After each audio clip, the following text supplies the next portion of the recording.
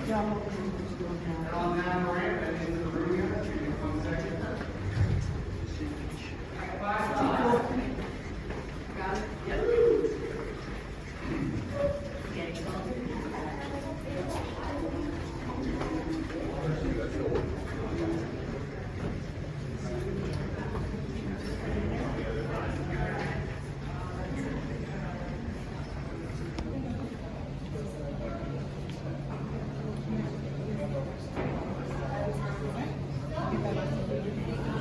I have another one. I can really like a little right now. I have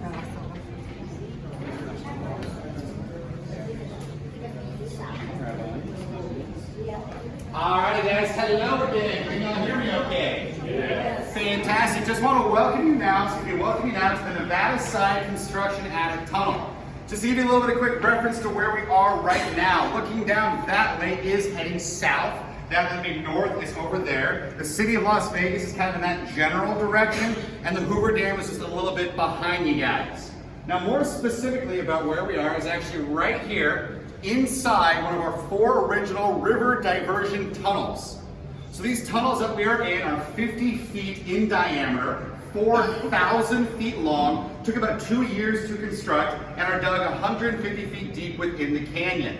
These tunnels, in fact, are so massive, if they ever were to be flooded, you could sail the USS Nevada, which is an Ohio-class submarine, all the way through them. This pipe you can see right over here is known as a penstock. It is 30 feet in diameter, which is a full 6 feet wider than the Channel Rail Tunnel used to connect the UK to mainland Europe. So first question here is, what is the point of these pipes and tunnels? Well, originally, back in the 1930s, before they started building the dam, they needed to prep the work site. The river was kind of in the way. What they needed to do was temporarily move the path of the river around where they wanted to build. How they did that? Blasting 4 tunnels like these into the canyon walls. They also installed 2 temporary cofferdams on either side. The upper one was used to push the river into the tunnels. The lower one was designed to prevent any water from backfilling once it exits down here. So once they kind of got the water where they wanted to go with it, they were able to drain the work site and start pouring the concrete, which they did in 16-ton increments, 24 hours a day, 7 days a week for around 2 years non-stop. Now, in fairness, they did get 2 days off per year, so it wasn't that bad of a job to have. So the dam starts to take shape. They would blow up the lower coffer dam, let some of the river come back in, but the upper one still remains to this day. They then repurpose these pipes and tunnels for other missions. The outer ones become part of our emergency spillway system. So the emergency spillway system is basically a safeguard in the event of any massive flooding. We never want water to go over the dam and risk damaging the power plant below, so we send it around in the event of an emergency.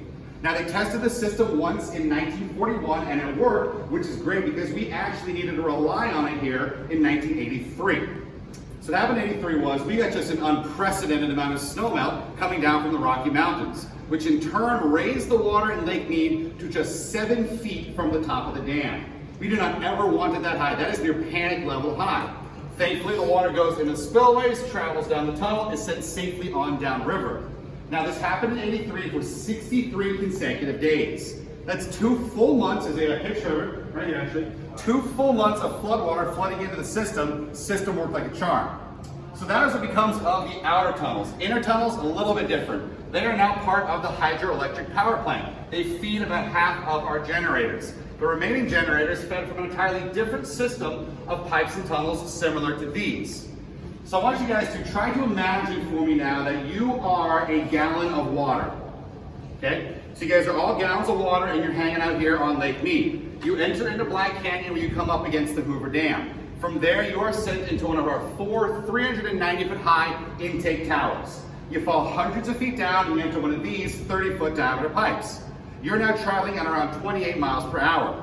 From there, you enter one of these 13-foot diameter pipes where the decreasing size of the pipe and the water behind you speeds you up to 45 miles per hour.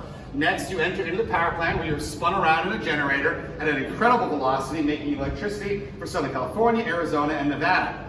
After that, you are shot into the tail basin behind the dam, travel further on down the Colorado River, where you are eventually used in the agricultural sector, basically to make fruits and vegetables in winter when it's a little bit too cold to grow crops in the other parts of the United States.